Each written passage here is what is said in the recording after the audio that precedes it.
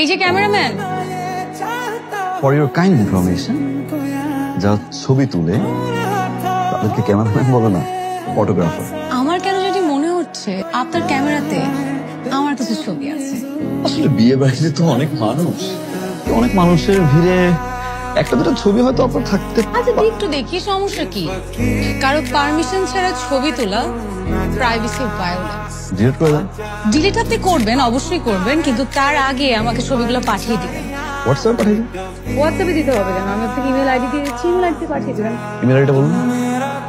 দিচ্ছি, পরে দিচ্ছি, এখন দিতে হবে। সৌরভ, সৌরভ আহমেদ। দীপা। Nice perfume.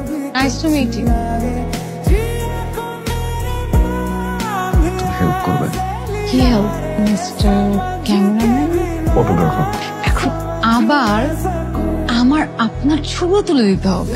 বাবা আরেকটা বাবা বলুন তো, ডেফিনেটলি বের করে যাবে কোন ছেলে, যে কোন ছেলে, আই প্রমিস। আই সেড আবার।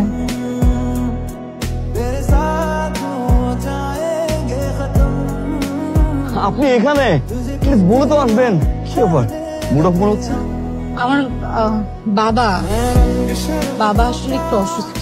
বাবার আসলে যে বিজনেসটা ছিল, বাবা সেখানে অনেক টাকা ইনভেস্ট করে ফেলে। তারপর যখন লস হয়, আস্তে আস্তে বাবা মেন্টালি অ্যান্ড ফিজিক্যালি সিক হয়ে পড়ে। সুস্থ হয়ে যাবে, আই প্রমিস। দোয়া করে দিন। সৌরভ নামটা অনেক সুন্দর। সৌরভ নামের অর্থ হচ্ছে দীপা নামের অর্থ হচ্ছে বন্ধু, বন্ধুত্ব করা।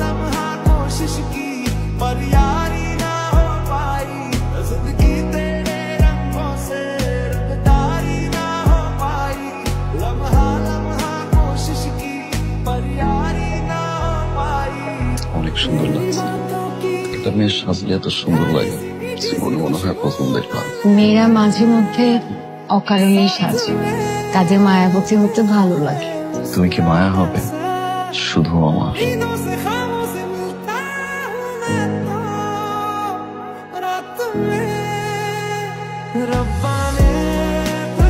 তুমি এখানে কেন?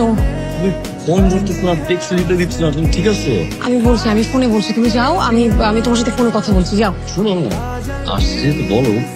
বাবা না হঠাৎ করে অসুস্থ হয়ে পড়ে, বাবাকে হসপিটালে অ্যাডমিট করতে হয়।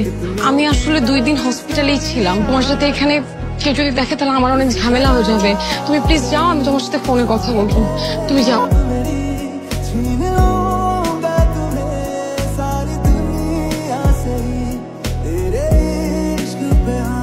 সৌরভ, আমার কিছু কথা আছে। আমি তোমাকে বলেছিলাম না যে বাবার বিজনেসে অনেক লস হয়, অনেক ঋণ জমা হয়েছে, সবকিছু দেখাশোনা করে বাবার বন্ধু আনিস আঙ্কেল। আমি জানি তো। আরো কিছু কথা আছে তোমার শুনতে হবে। বাবার চিকিৎসার জন্য যত টাকা লাগে সব টাকা আনিস আঙ্কেলেরই দেওয়া। এখন আনিস আঙ্কেল চাচ্ছে তার ছেলের সাথে আমাকে বিয়ে দিতে। বাবাও এতে রাজি।